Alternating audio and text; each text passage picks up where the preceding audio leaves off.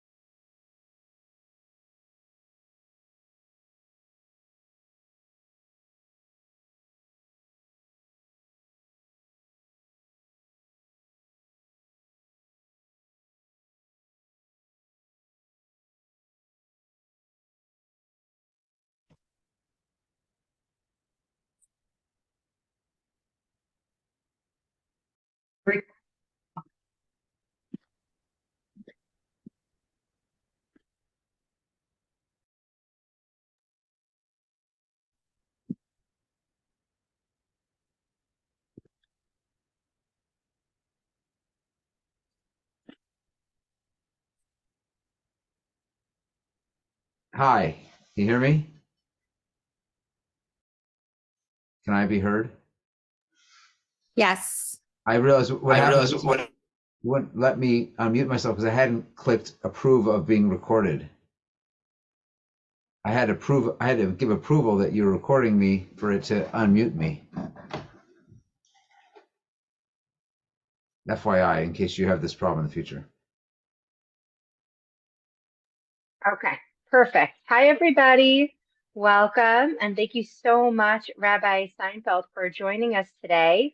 I'm going to keep an eye on the participants who are still going to be coming in, and I'm going to invite everybody to make sure you're muted, please.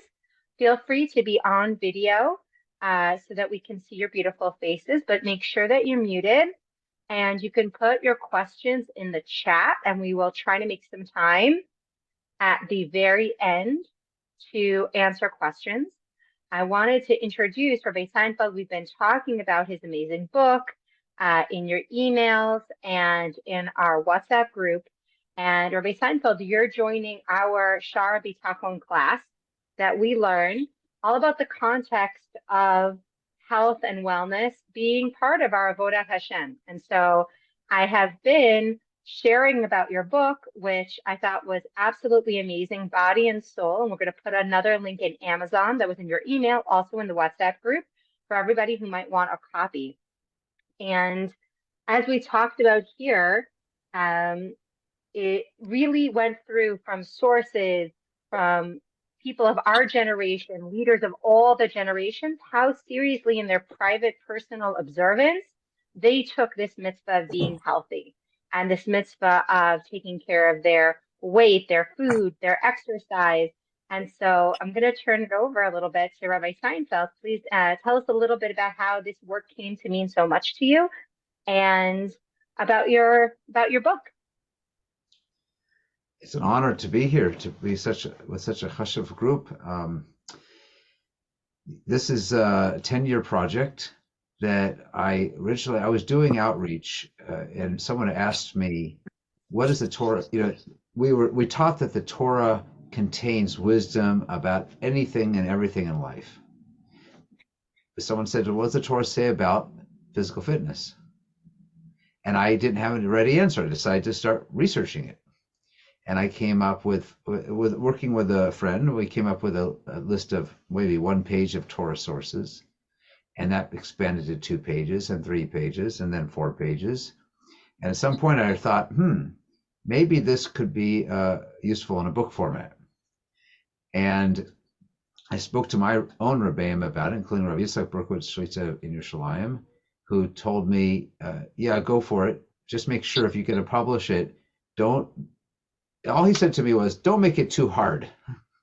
Now, there's a little bit more to it than that, but I wanted you to know, you asked me a question, what started this? I look around myself, I'm sure you do as well, and you see people you care about, whether they're family or friends or neighbors or people, even strangers in your Jewish communities, who are suffering. often from medical problems that were possibly avoidable had they made different choices earlier in their lives. And it breaks my heart to see someone in the hospital or in a wheelchair for something that was preventable. So that was one motivation. What does the Torah say about to all of us? And I found this remarkable midrash that's in Midrash Rabbah. It says that the rabbis say that 99% of illness is due to negligence. Only 1% we should say is min hashamayim. And we have this myth that everything's from heaven. Everything's God sent. If someone's sick, we say, well, it's min hashamayim. Well, I can say that about your sickness, but not about mine.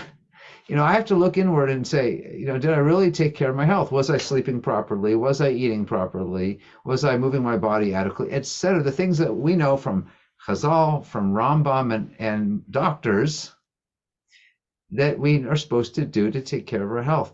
So that was one motivation: is what can we learn from Jewish wisdom on how to be healthier? And second motivation was, sometimes I've been to Jewish events, like a kiddush at shul, or a shmorg, or something like this, where I see Jewish people, good Jewish people, eating in a way that seems to me there's something unholy about this. There's some, I don't want to sound judgmental, but I am, and I myself included. I'm not perfect, believe you me, but I felt like there's something going on here. Like I was trying to put my finger on it, and what I discovered, and you maybe saw in the book, is a radical change in the way. It took me 10 years because I had to research and write and rewrite and test on focus groups and figure out what exactly is the Torah trying to tell us. And here's, I think, is the radical idea, that if you take one thing away from my book or from this conversation, I hope it's this one thing.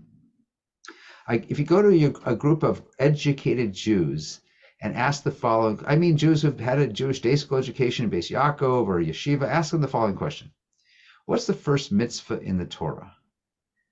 It's a very interesting question, because the Gemara says, if you want to understand the depth of any concept in Judaism, the first time the Chumash, the Torah, the written Torah, mentions it, that's the place to look to understand the roots of that idea. So I think every Jew I've ever met, I don't care what flavor Jew they are, everyone cares about doing mitzvahs.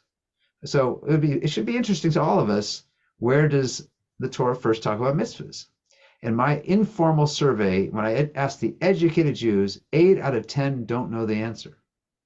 Many think it's having children, which is the first of the Tariq mitzvahs according to Rambam's list, but that's not the first time the Torah used the word mitzvah. The first time, I won't put anybody on the spot and ask you to answer this. I see someone raising their, oh no, there's my mouse there. Maybe you know the answer, maybe you're guessing. But the first time the Torah actually uses the word mitzvah is by the Eitz Hadas, by Adam and Chava, Adam and Eve, and they're commanded two commandments. Two commandments, not one. Commandment number 1, enjoy every tree in the garden. And commandment 2, except for that one.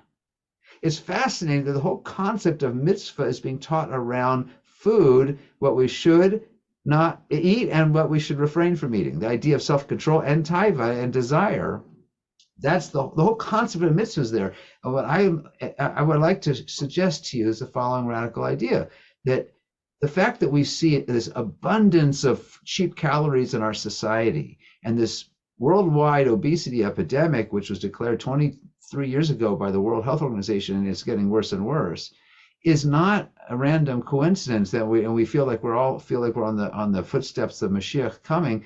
This is the challenge of our time. The challenge. I think it is the challenge of our times, because God could have made a world where we just go like this, inhale your calories. You don't have to work for it. You don't have to think about it. But He didn't. He made a world where you can go without almost anything. Right?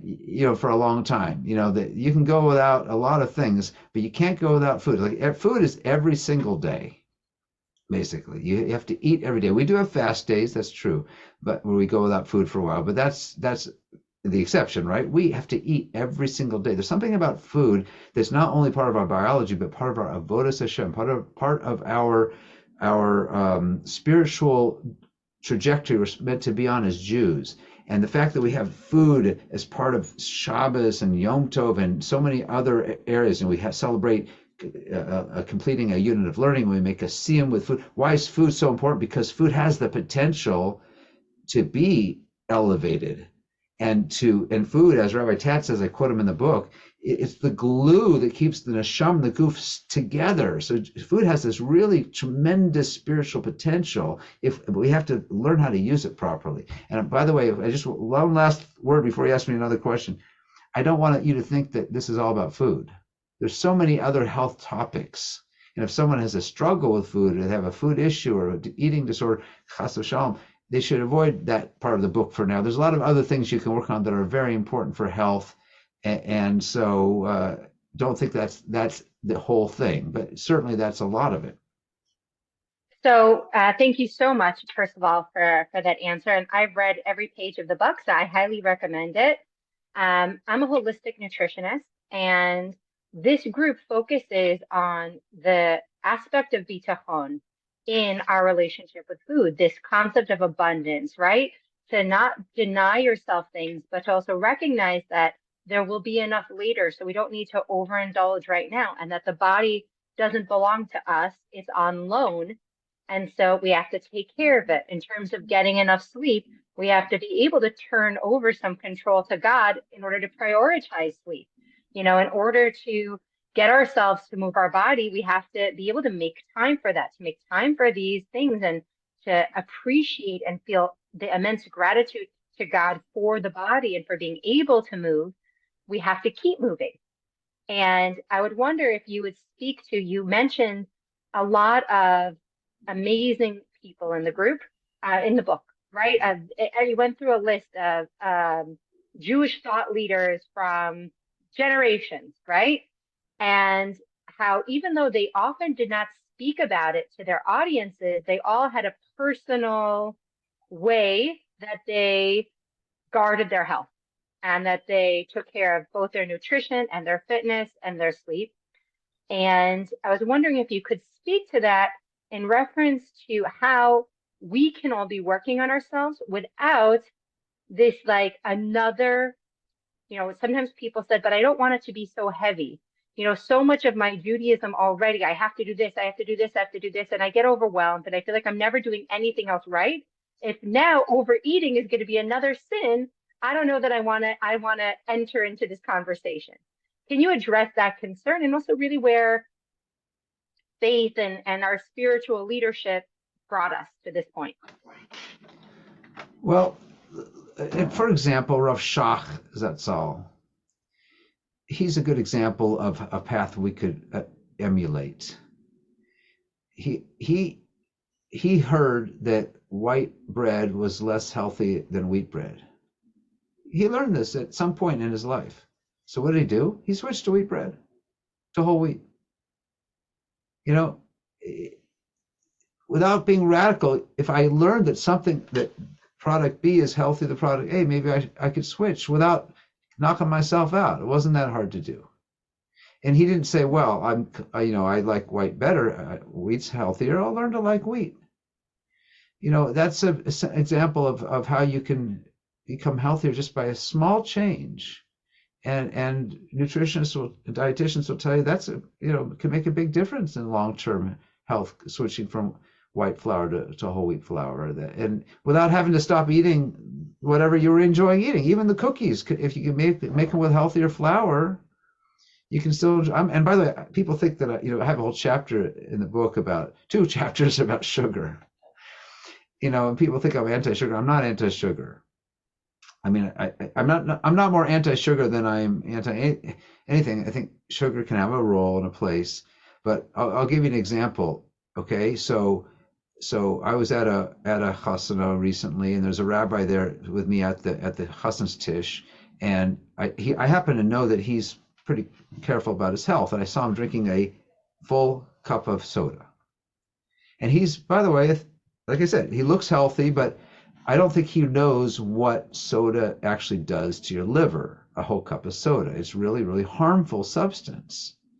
And by the way, so is orange juice and apple juice and grape juice. And cup of sugar is that quantity is really can be harmful.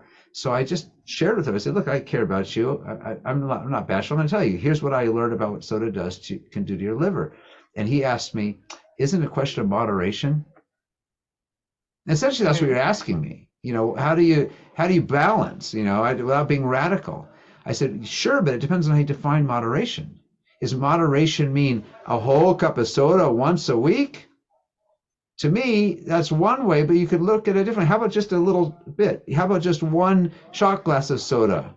That would be much more healthy. One shot glass of soda or one little bit of orange juice is like a whole orange.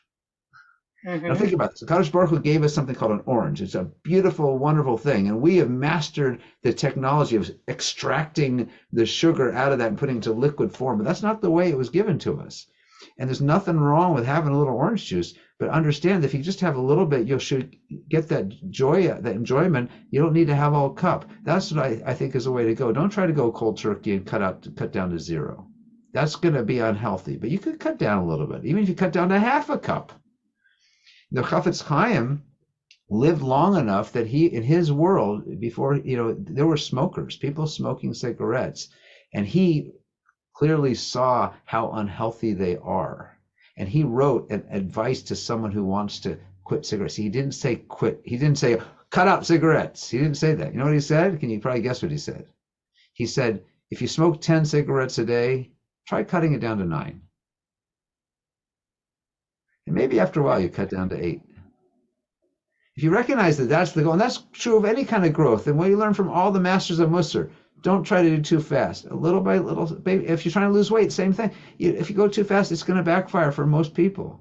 I've helped several, maybe 3 or 4 people quit smoking, partially following the Chafetz Chaim's Eitzah of slow little steps. But be real about it. Make sure you know what your goal is. Remember this one thing: Hakadosh Baruch Hu made you how you are, who you are, with the background you had, the parents you had, etc., etc., etc. You are meant to be who you are right now, and don't feel bad about that. But that doesn't mean you shouldn't try to become greater than you are, also. But make sure you go it in a healthy way. I think that's such a beautiful point for all of us here. And that's part of the idea of Bitachon is that, you are the person you are today for a reason because God, divinely set up every single moment of your life, including your challenges and the things maybe you've struggled with up to this point. For somebody who really wants to be healthier and wants to maybe change also their culture in their home, change the culture in their family around food and Shabbat and Jewish holidays and the way they go about it. What are your recommendations for somebody who wants to change? We're in this nice kind of break before we have Hanukkah here, before, we had a Hanukkah, before we have Purim, which is a huge holiday of junk food. And then we go into Pesach. And especially this year with, I'm in Eretz Yisrael, you're in Eretz Yisrael, where we are in the world right now, a lot of people want to use food to make it more fun, to give joy, to try to put a smile on people's faces. How do we do all those wonderful things, but like you said, have the moderation of a shot glass, not the moderation of we could go to one of these events like you mentioned, and you could excessively overeat. They're like, well, everybody else is excessively overeating, and I'm only moderately overeating. I'm only right, like I'm only eating half the shalach manas. Like, how do we move ourselves to a place of real aligned moderation? I'm glad you asked that question. I recommend everybody read chapter 12 of the book. Chapter Hmm. 12 of the book is devoted to answering your question, especially around Shabbat, Shabbos, holidays, and in Purim is a big one. And I think when we start to learn about, well, what is Purim meant to be? What is the exact mitzvah, Mishalach Manos? It changes the way we look at how we create them. But our recommendation, by the way, I co-wrote this with Dr. Dan Grove, MD, and there's everything we put in the book from Chazal, over 180 Divrei Torah. We also supplemented when appropriate with current medical science, with references, so you can check those. And we try to use only evidence-based medicine as much as possible. And so we consulted with dietitians, we consulted with pediatricians. We even have a separate chapter on children in particular, how to give them good habits. But a good answer to your question is, for example, on Shabbos. So many people like to make a kugel on Shabbos, and I would not want you to deprive. I don't think kugel can often be can be unhealthy, but it can be healthier, right? And I wouldn't want to deprive children. I don't want you to make your family feel like they're suffering because you are on some health kick, right? But there's ways of slowly guiding the family toward this. For example, let's say your children are used to having soda, and you've served soda for years at your Shabbos table. Well, to deprive them of that, in one go might cause a lot of shalom bayis problems. I don't recommend it. But I would start to do, and at shul as well, how about having an equally attractive, healthier seltzer?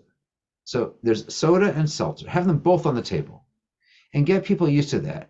And then maybe over time, try to do what you can to kind of reduce the amount of soda. Or another example, kids often eat sugary cereal. There's a huge difference between Cheerios and Honey Nut Cheerios. Honey Nut Cheerios are loaded with sugar, and regular Cheerios are not. How can you, if you say, I'm not going to buy Honey Nut Cheerios anymore and only buy regular Cheerios, the box of Cheerios is going to remain uneaten. There's going to be a big rebellion. You got to help kids by trying to ease them into it. And the most important thing is that you be the role model. When you're modeling this, they're going to follow along. But I will go back to my kugel example. Kugel is often made with a lot of oil, okay, and a lot of sugar. If you cut down the amount of sugar in the kugel, people might not notice. Just like you can wean yourself off sugar, you can wean the family off sugar just by reducing a little bit each week. When you make cookies, there's a trick I learned. Believe it or not, you can make cookies healthier without anybody noticing. It's a great Purim trick. Apparently, if you add black beans to your cookie dough, it adds a really healthy protein, and the kids won't even notice. That's what I'm told. There's tricks like this you can do without having to go. It seems so radical. But ultimately, I want to just add, it's not just about health, it's about holiness. And a lot of our problem with our holiness is we're just refreshing. We're just snacking and putting a lot of food into our mouths, even if it's totally healthy. It's we don't want to overeat. So how do we cultivate that in our families? One way is to really model it ourselves. Really make sure that I'm not just snacking all the time. That meals are just I eat sit down. I try to do this with my own kids. I don't tell them not to have a snack. I say, please sit down to eat your snack. No, please don't walk around. I try to get them to see eating as something a little more elevated than just like being like a behemoth, like an animal. Amazing. Is it okay if I ask you a few questions from our audience? We have a few private Oh, I was messages. excited. Yeah, I'm waiting for the questions. Ask me the hard question. Okay, great. So guys, there's a good time to drop in the chat. I got two private questions and one here in the chat. So we'll start with the one in the chat. I always think about the amount of sugar and question the quantity of grape juice, wine for Kiddush, arba kosot during the Pesach Seder. I sometimes use a shot glass or a smaller post, and I'm curious what your thoughts are on this. Yeah, well, liquid sugar is harmful. And there's the Chazal told us to drink wine, not grape juice. Wine is not as harmful in terms of, wine's not sugar, it's not the same. So if we're drinking liquid sugar for our fruit juice, that's maybe we have to, maybe there's a need to because a person has a problem with alcohol, the children. So definitely minimum. I'll tell you what I do. So at my Shabbos table, when I make Kiddush, I often use grape juice because kids don't want to drink the wine. It's my mistake not training them to enjoy a little sip of wine from a young age. They won't drink it. So, but I will just take the minimum myself. We share the glass. Everybody's getting just a little bit of that grape juice, And when we have a fruit juice like an apple juice, I give the kids only. I'm the one who serves it, and they know it. They're not allowed to pour themselves. I give them a shot glass of grape juice or apple juice, and that's their treat. Now, it's hard to undo some habits that are already there. You don't want to become across as a meanie, but you're absolutely right. Pesach is maybe the one exception. I'll make where the kids can have a full glass of grape juice. I don't allow it. It's just not in my house. And if you want to do this in your family, I recommend this. Sit down with your kids and tell them, have a conversation. Say, guess what, Mommy Ema just learned? That when we drink this much grape juice, it's really bad for us. What do you think we should do? And get them involved in it. If they're involved in that decision making and they agree to it, then it's a sort of like a group project. Then there's gonna be buying. It's gonna be a lot easier than you trying to impose it on them. Absolutely. So on that note, some people were asking about peer pressure for the kids, especially in Jewish schools, in Jewish Shabbat activities, in youth groups. There is so much junk food. And even when you're role modeling at home, it's very hard. How do you help your kids understand that it's okay to say no to peer pressure about kosher food that you're trying to teach them is unholy, Before we isn't talk about right peer for them? pressure, before we talk about peer pressure, no, if you deprive your kid, if they feel deprived at home, then Right. they're gonna be happy to get it at school or at the party. So it's, understand that you don't want your kids to feel totally deprived. That said, there's two eights as I have. Number one, depends on the age of the kids and situation, but you can tell a child, and I've heard this work for many people. If the Rebbe or Mora offers you, a can of soda or a treat, and you bring it home, if you decide you want it, you can trade it for cash. You bring it home uneaten, and I'll give you money for it. And that has worked for some parents. So it's the child's choice. But they understand that we prefer you not drinking it, and I'll give you money for it, so you're not going to lose. Hmm. Another eight says I was surprised but pleased to hear we have a website called TorahHealth.org.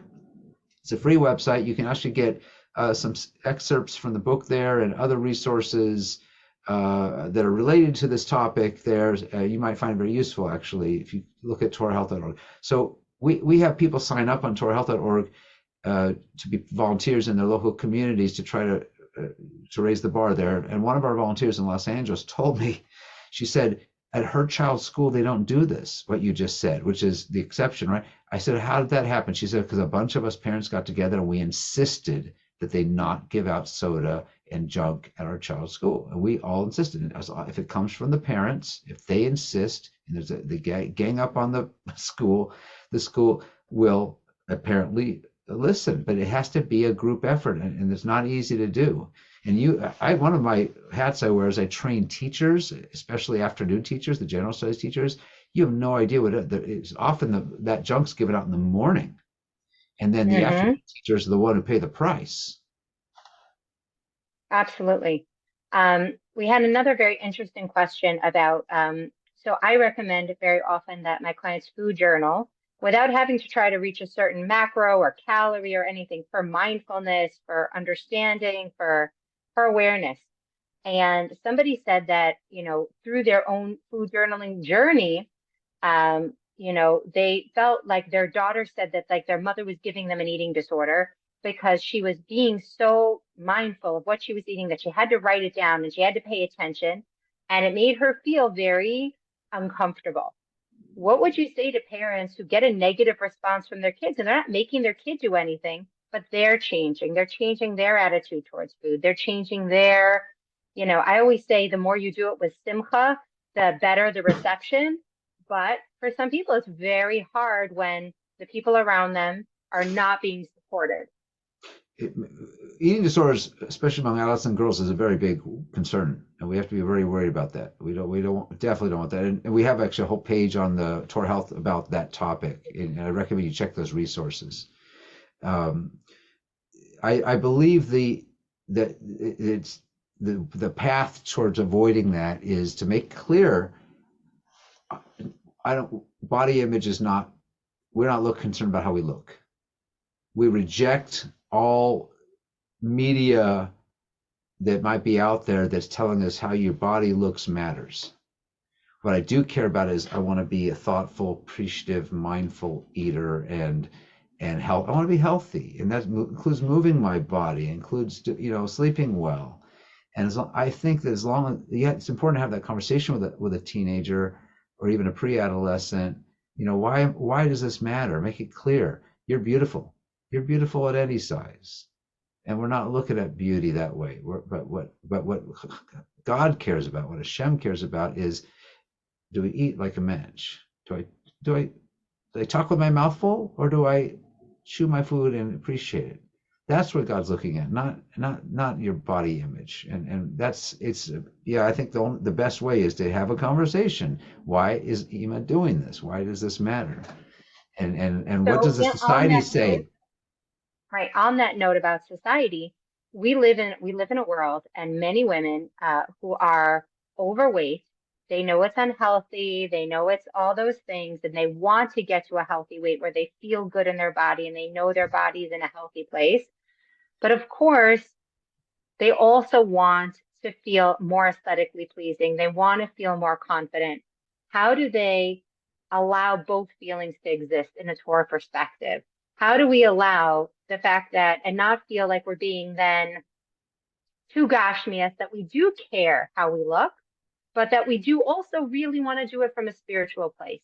It talks about when we're learning Shar Bitachon, we want to be rich and we want to be able to spend money, but we want to be able to get there only doing kosher behaviors and kosher things, right? And we got to trust that the good is coming from God.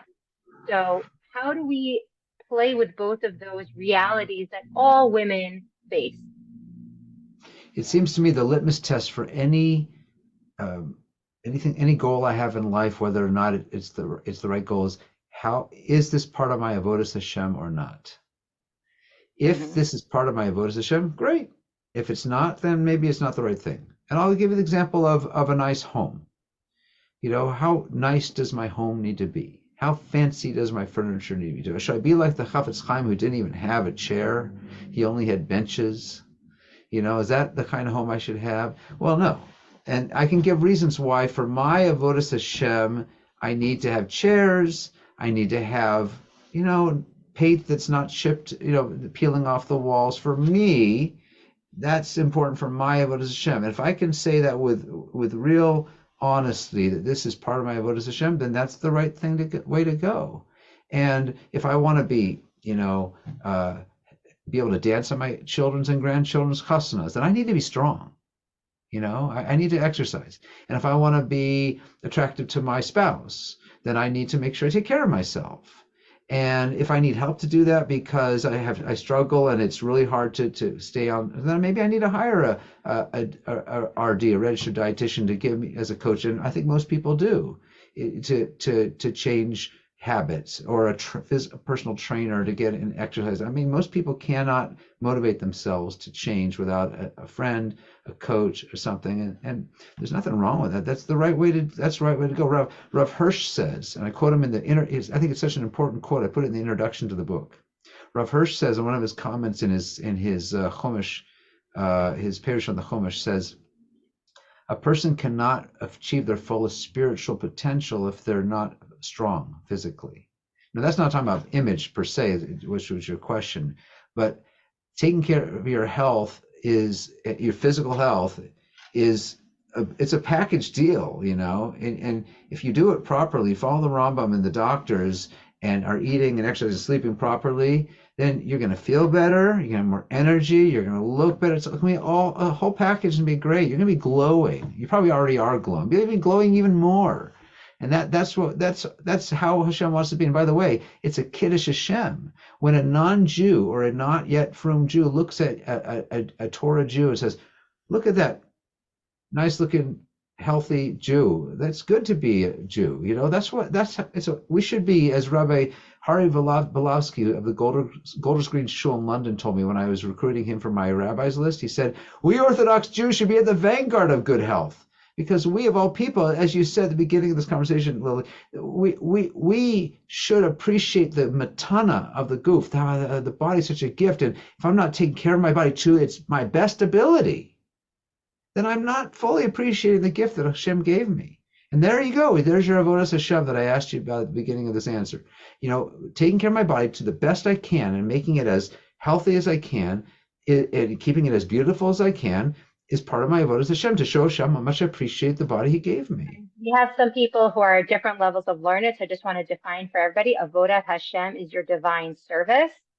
And a Kiddush Hashem is being a divine representative, right? To being a representative of what the amazingness that godliness would bring and blessings it would bring to your life, right? Being of that public vessel of good. Somebody who shows that, hey, when I do God's will, I'm a product of the product, as they would say, right? I'm a product of the good that will come. Um, okay, so any other questions anybody has that you want to share in the chat? I was curious when you were doing this book and you were interviewing many thought leaders present day, and you said, "Hey, I'd love for you to share with me what your um, what your health and fitness and daily goals are." So many of the women here are from Momentum, Lori Palatnik's program, who I know you interviewed, and um, from many other places. And one of the things that I thought was very interesting was that many people who are very public figures today all said that to them they have a value, whether it's walking regularly or it's moving to water instead of soda, or it's making sure to eat vegetables. One of the things we talk about a lot in Shar Bitachon is that Bitachon is an emotional state. It's a sense of calm. It's a sense of peace. And as a coach, one of the things I talk about a lot is very often we don't have a food issue. We have a nervous system regulation issue. And in your book, you talk about sleep and you talk about emotional health as well. Do you have anything you'd want to share with us in terms of regulating our stress and our nervous system, which leads to a lot of the poor eating behaviors and habits that often arise? Well, is this an issue for many of the participants not getting enough sleep? Oh, absolutely. Does anybody here doubt that it's important? Anybody? Anybody doubting that it's an important? I'm no better than anybody else. I struggle with getting to bed on time. Okay, I know, I've studied this. I wrote a book about it. I have a whole chapter. I know that it's vital to my health to get 7+ hours of sleep a night, and yet I have to, I should have it. And sometimes I set an alarm to remind myself to go to sleep. Everybody has an alarm to wake up. We should all have an alarm to go to bed. We have a special tefillah. We say a special prayer in the siddur, in the prayer book, for going to bed, so that your sleeping can be part of your avodas Hashem, your service of God as well. And don't think that God couldn't have made you not needing sleep. God made you needing sleep.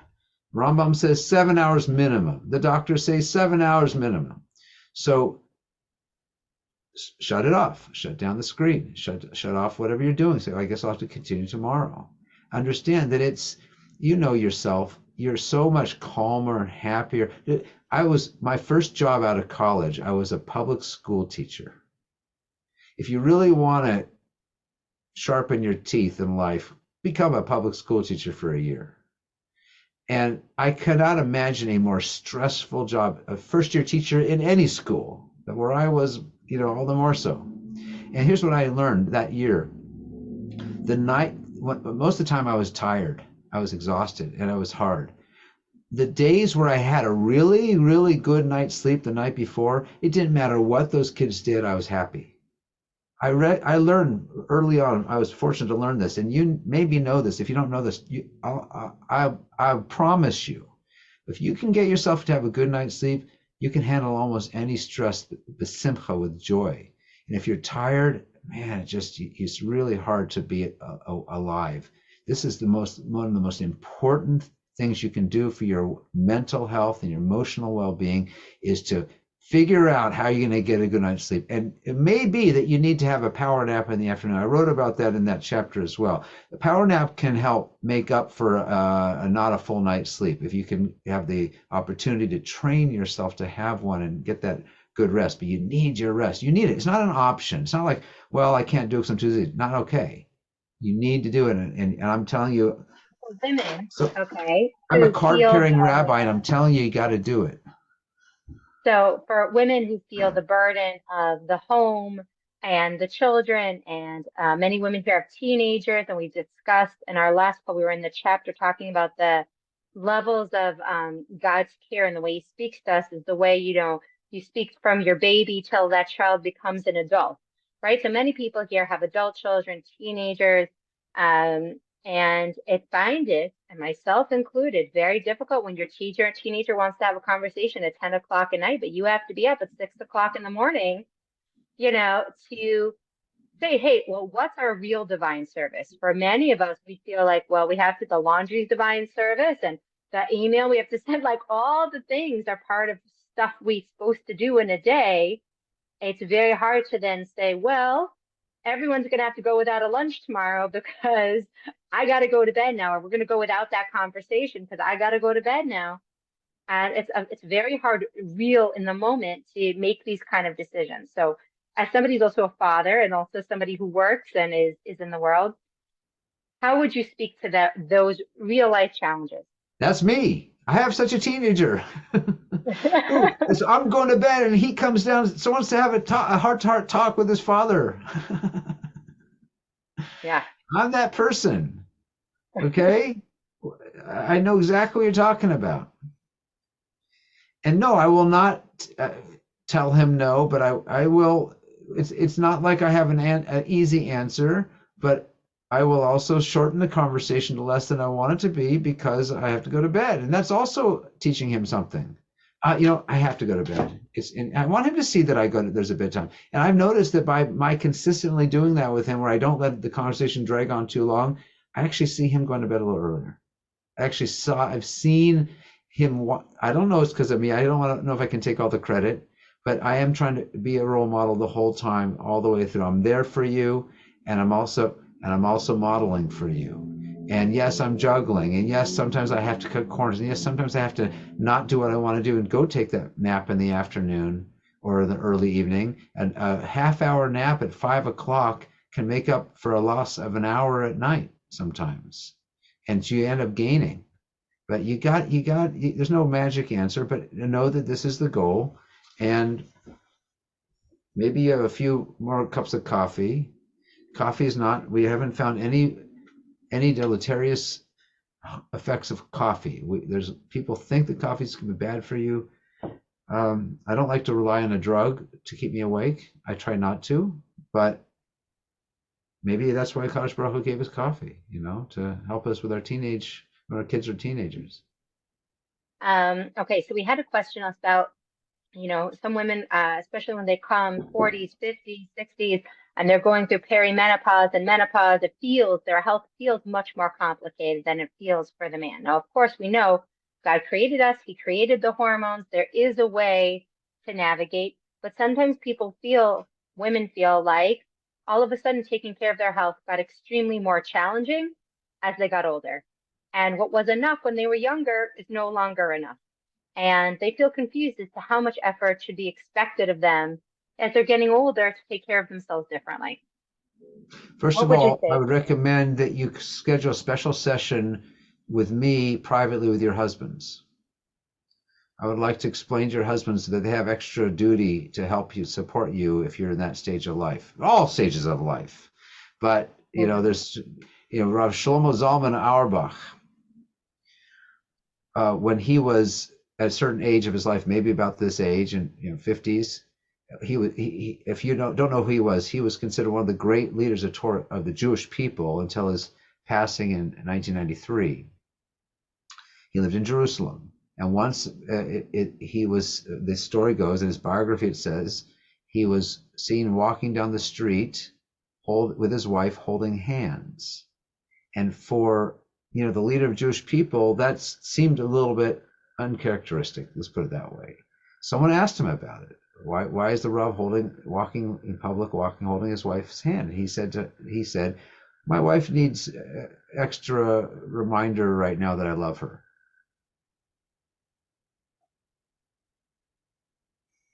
Very wise man. And sometimes husbands need a little push to see, your wife's going through something, give her support. I'm not a medical doctor, and anything I say in this discussion and anything in the book is not medical advice. Please seek help from your own medical practitioner. But you got to listen to your body. If your body's saying you need more rest, then you need more rest. And if you need more support from your husband during that time, or your kids, tell them. Say, this is what I'm going through right now. I need a little more help. And if they're not listening to you, send them to me. I'll set them straight. I'll be happy to. You got exercise. By the way, all the doctors I interviewed, and I mean all the doctors, all said to me basically the same message, that exercise is good for everybody, no matter what your age, what your bodily condition. Even if someone is stuck in a chair and can't walk, they can do meaningful exercise. And exercise doesn't necessarily mean going to the gym. You can do meaningful exercise in your living room.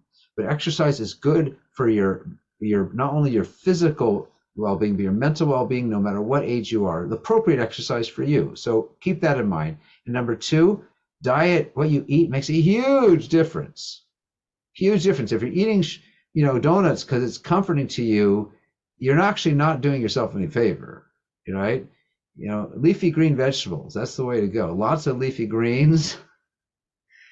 It's amazing. Read our chapter on vegetables, and you'll see the incredible benefits of your overall well-being in every way. So I don't know if menopause, I've heard about these special herbal treatments that women take, or teas they drink for menopause. I'm not an expert on that. I don't know if they help, don't help some women, don't help other women, but I know these are my three rules. Number one, let your family know you need more support, whether it's more time, let them do the dishes, let them do the laundry while you get extra rest. Number two, move your body as much as you can in the way that works for you. And number three, eat lots of vegetables. Absolutely. I couldn't agree more, including healthy fats and whole grains. And again, the more older we are, the more sensitive I think our body is to processed food and to poor choices that we do. And people tell me, well, I have multiple children. I have one kid maybe who struggles with their weight, and I have another kid who can eat all the junk food in the world. And there's no worry. Oh, someone wants you to repeat those three things. They were vegetables, exercise, and sleep, correct? And rest? You're investing right now. Right now, what you do is an investment for your 80s and 90s. If you'd like to be fit and healthy and active and participating in your family life and your community life when you're 85, 95, this is your time to invest in that. And you will, God willing, see great dividends from that. There's no reason you should think, well, it's inevitable, I'm going to end up, in a better. No, it's totally avoidable. You have to invest in it now, and it's really kind of every day. I hate to say it. It's like a daily avoda. You got to move your body. The people who live the longest, healthiest lives are not people necessarily going to the gym every day. There's people who are they're moving around, they're eating healthy, getting all the things you should be doing. Yeah, that's what it takes. Absolutely. So when we feel like we've fallen and we have to get back up again, and we have to find that compassionate response, and we feel like, oh, again, I know what to do and I'm starting to do it, but I keep feeling like I fell off the boat. What do you say that the Torah perspective is on that kind of self-compassion and self-forgiveness we need, that's mixed with accountability to hold ourselves to a standard of behavior, but also to appreciate our humanness? How does the Torah describe that way that we can continue to progress even when we're imperfect in this area? Really? You made a mistake? Something wrong with you?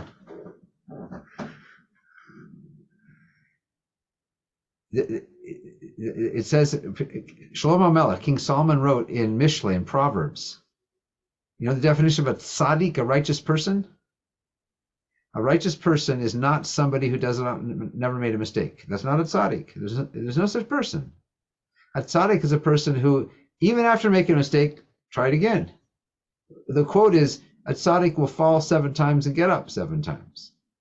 Meaning, it doesn't matter how many times you fall, you get up again. And all the experts in personal change, even the non-Jewish ones too. I'll give you an example. AA or the other 12-step programs, AA, OA, etc. The alcohol, the anonymous program. They all know this. What I'm about to say is true. And this has to be our mantra as Jews, to answer your question. 1 day at a time. I screwed up today. Bez Hashem, tomorrow, God willing, tomorrow will be different. And I have to, it's not like this is the problem with diet. This is why diets fail, by the way. Diets fail Right. for exactly this reason, because for a diet is typical, classical diets. I want to get to a certain weight, okay? And so you change your habits for the time it takes to get to that weight, and either you achieve that goal and then you stop and then you gain it back, or you fail to achieve that goal and you quit. That's why most diets fail, like 95%. What a person succeeds is not when they go on a diet, it's when they say, I'm going to try to eat healthy today. And each day I want to try to eat healthy. And when I do it one day at a time, of trying to eat healthy, you'll see you'll build new habits that way. This is how we make changes. Did I not eat so healthy? Oh, I ate a whole box of cookies. Am I a failure? No. It's okay, I failed for one day, but tomorrow will be different. And I also have to set myself up for success. Why were the cookies in the house in the first place? My dear wife did me a favor a number of years ago when I realized I wanted to change when I started this project, I was not on really a health path. When I started learning about this and realizing I'm not doing the right thing, I realized ice cream was a big stumbling block for me. A container of ice cream cannot last in my house. I will end up eating it. I'm telling you, I'm admitting my sins right now. I cannot have one spoonful of ice cream. So my dear wife agreed. She doesn't have this problem. She could have one bit of ice cream and that's it. So she agreed not to stock ice cream. It's just I'm not ready for that challenge. I'm not. Maybe one day I'll be there where I could not do that. But right now we don't keep ice cream though. So she buys ice cream. It's for now, and it gets eaten by the family. Whatever, then it's done. So you have to know yourself. And if you're constantly stumbling on the same thing, so don't go there. Don't even walk down that aisle at the grocery store if that's going to cause you to stumble. You have to know yourself. One advice is don't let yourself buy anything at the grocery store that's not on your list. If you see it, you think, oh, nope, it's on my list. You'll have to get it next time. This is where many people stumble. Is they end up, without thinking, they just on a whim buy something that ends up being unhealthy. And this is, if it ends up if it's in your cupboard, it's going to end up in your stomach for most of us. So the Absolutely. We real say battle's in your insight grocery in store, mind. not at home. Correct. We say insight in mind, in stomach. That what tends to happen. So out of sight, out of mind. Um, we'll wrap up with probably kind of more of an emotional question, but this is an avodat Hashem.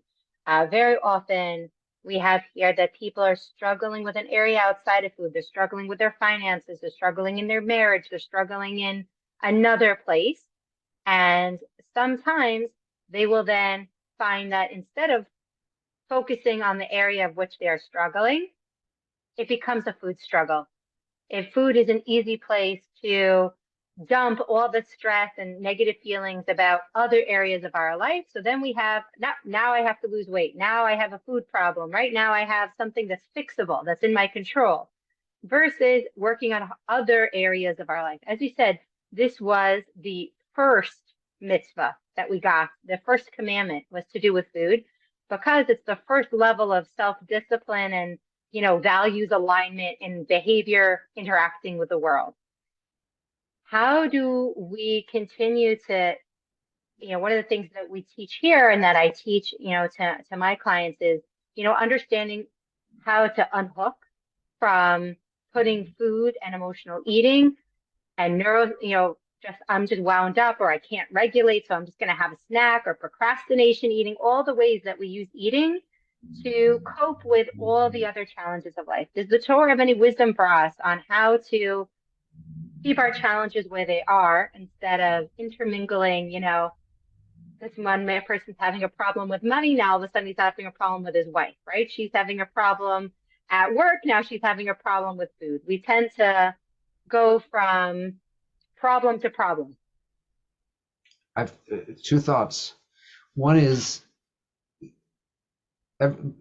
many of us could use a friend, a rabbi, a rebbitzin, a partner, someone to talk it out with, someone to give us feedback, and maybe a therapist, to talk these things out with, to help sort it out in our heads, because we're not so objective about ourselves. And first and foremost, find such a person that you could you can have an open conversation, and you can give them permission to give you honest feedback on where you're at. That's one of the most powerful tools we have. We're not meant to go it alone. Don't go it alone. It's too hard. We need help. That's what we have friends for. Not necessarily your spouse, not necessarily a family member. It could be somebody else. It could be a professional. It could be that's what registered dietitians often do. Is they are help sort out the emotional parts of the relationship to the food as well. My second thought is, we have this book, this Jewish book, famous Jewish book called the Shulchan Aruch, usually called the Code of Jewish Law. It was written about 500 years ago by Rabbi Yosef Karo, and post-Talmud, it is basically the only book that has been accepted by Jewish people worldwide as like the authoritative guide to being Jewish. Okay? Now, I want you to imagine you're Rabbi Yosef Karo 500 years ago writing this. You're going to write this, book that every Jewish home can have a copy of, a guide to being Jewish, right? What would be like your opening sentence to kind of set the tone, the theme of your new work, the Code of Jewish Law? If you'd asked me, it would have been something like, believe in God, or Shema Yisrael, or something really fundamental about emunah, about faith. That's what I would have thought. But that's not how he writes it. It's interesting. It's very telling the way he writes. His opening line, chapter 1, mitzvah number 1, Rabbi Yosef Karo writes the following. He says, a Jew should get out of bed in the morning like a lion. He's telling us how to get out of bed. Now, if you ever seen those nature films about lions, how they get out of bed, they yawn, they roll over, they go back to sleep. I don't think that's what he meant. I think he meant, it's clear that he meant, you get out of bed like a lion attacks. Meaning, if you read there, you'll see he explains this. We should wake up every morning with a sense of purpose, a sense of mission.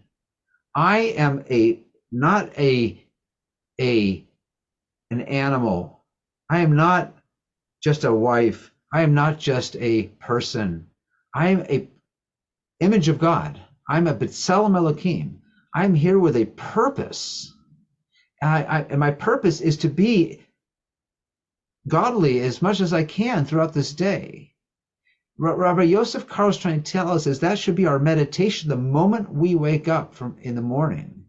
And it's hard to maintain that mentality, but we have to start our day that way. If we start our day that way, and then we have all these reminders that the rabbis have given us, blessings, brachot, tefillot, these are moments or opportunities to pause and think, I have a purpose here.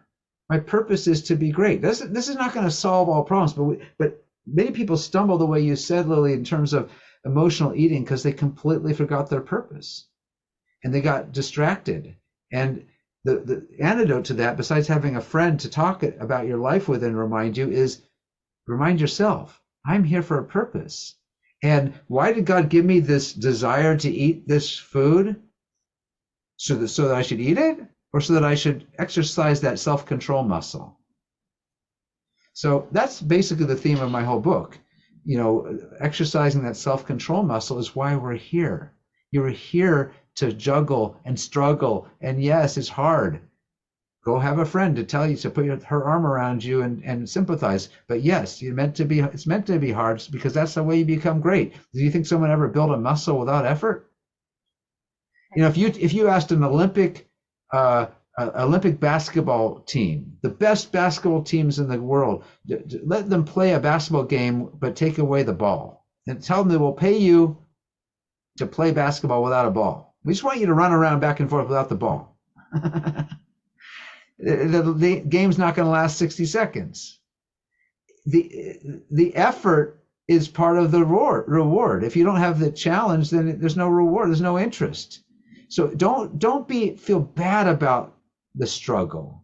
Don't feel like, oh, my life is. Look at it as God given, as God gave you the struggle because He wants you to be like the basketball player and say, oh, that's the ball. I got to somehow get it into that basket. I may miss, but the coach put me in the game. I guess I meant to try. And don't give up. Hmm. To quote Winston Churchill, never, ever, ever give up. Wow, what a beautiful way to end this interview. Thank you so much. I hope everybody's got Ruth, you had a question? Yeah, I have a question. You mentioned that soda is not good for the kidney. Did you mean soda as in water and carbon He dioxide means or pop. He means pop. I said the liver, huh? not the kidney. It's the liver that I'm concerned about. I'm talking about the liquid sugar. Is this okay? Soda without That's just plain seltzer. She's holding up yeah, plain seltzer water. yeah, soda water. I didn't mean. I meant sugary soda. In America, is it's Like this called. okay then to drink? Yes, great. yeah, Drink that's lots of that. Okay. Drink Oh, lots I'm of that. English, so soda is this, not the No, but when I grew up, we called it pop, thank you. soda pop. In the East Coast, where I live now, they call it soda. I'm talking about Coca-Cola and Pepsi and all Ah, that stuff, and iced okay. tea and iced coffee and right Gatorade, all that stuff. It's all full of sugar, liquid sugar. But absolutely. water and carbon dioxide is okay. Great. I drink lots of that. Thank you. Okay, You any should final be. I want to give questions? everybody a bracha. May you live long, healthy, holy lives. Be gazoon, you and your families. And Bez Hashem, we're gonna, God willing, we're gonna see the world get to a better place. And I'm looking forward to you all being role models for this, because the Jewish tradition says that it's always been the women who have been the saviors. They're the ones who have led us to salvation. I'm counting on you. I really am. I'm not just saying that. I really mean that. Amen. We have Thank one you. more question. Chayalea? Hi. Just a question, Rabbi Seinfeld. You have news. I heard everything you said based on off of Chazal. Yet we have so much conflicting information coming in every single day. You hear news saying if you eat one piece of chocolate, it's good for your heart. If you have one glass of wine every day, it's good for your heart because it has sulfur, it has this, it has that, that it helps with the circulation of of the blood. A cup of coffee also. I mean, how do you know how to filter out the chazarai of information that is not at all factual and based on Chazal and what is factual, so we can like find this equilibrium because there's just so Get much his information book. being fed to you. Get his book.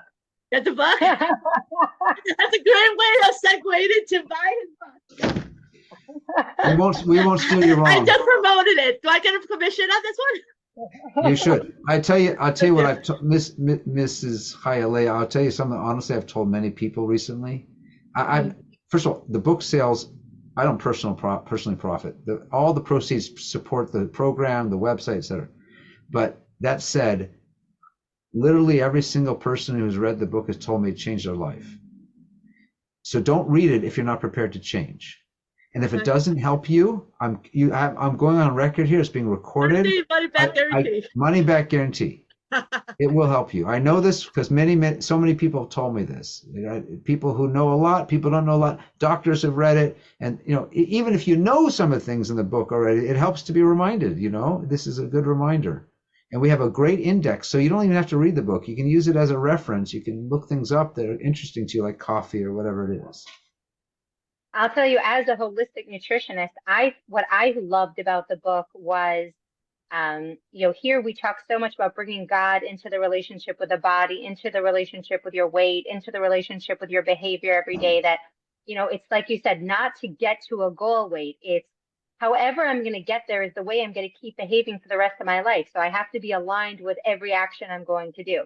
And it was so beautiful to hear that this isn't a modern idea of mindfulness. This is old Jewish spiritual teaching that's really been passed down that got lost in, through maybe post-Holocaust, trauma of not having food to having an abundance of food to all the things that we've been through as a people. We have opportunities now to heal this wound and to move into a better time of being able to handle abundance all around us and to cultivate a mindful relationship with food and where its places in Jewish life. Do we have any final questions here or comments? I thought this was a really amazing, and I super appreciate your time and your thoughts. Anybody else have anything that they wanted to ask or share, or something that they took away from today that they really appreciated? Okay. Thank you so much, Rabbi Seinfeld. We'll be sending out the link to your book. I highly recommend it. And it's I thought one of the nice things about it was that it was very much not geared just towards women or towards men. And it's a great work, I thought, to read with your husband, because it has a lot of Torah in it. It's a great book to learn together, maybe as a couple, so that you can discuss how you feel about these things. What do you think about that, Rabbi Seinfeld? You're even allowed to read it on Shabbos. To learn it at the Shabbat table. That's right. Oh, by the way, I started a series based on the book on Torah Anytime. If you ever use their app or their website, each nugget I'm trying to keep to about 10 minutes. So while you're driving to the grocery store or home, or you can tell this to your husband as well, they can follow on Torah Anytime. There's no charge. It's a free, you can also get it via phone. There's a phone number you can call in and listen to my 10 minutes. I only started about a month ago. I'm trying to do about 2 episodes a week, very short nuggets right from the book, teaching it. So another way of accessing that, or sharing it with your husband or other loved ones. Amazing. If you Thank click you so follow much. there, you'll get an email when I have a new one, so you don't have to remind yourself. Fantastic. For everybody, we have class at the same time next week. We'll be finishing up, I hope, chapter 4 of Shar Bitachon, the Gate of Trust. And I can't wait to hear in our chat what you guys thought about tonight in the WhatsApp group. And if you have any following questions, I can absolutely send them to Rabbi Seinfeld and to his publisher, who I was in contact with. And yes, we got great feedback on the Torah Anytime. People are very excited about it. If you have her On our link, website, there's a way of contacting me privately through torahhealth.org. So if you want to send me feedback, critical feedback's great. I love hearing it. Anything at all, questions, or you want to help get started with a broader program in your own community, getting others involved, like my, input or participation, I'd love to hear from you. And once again, I want to wish everybody a good, healthy, long, and holy life. Thank Amen. you. Amen. Thanks for having me. It's been a real pleasure and honor. Thank you so much. Really, thank you. Everybody is really appreciative in the chat. Take a look. Shalom. Thank you. Shalom. Good night, ladies.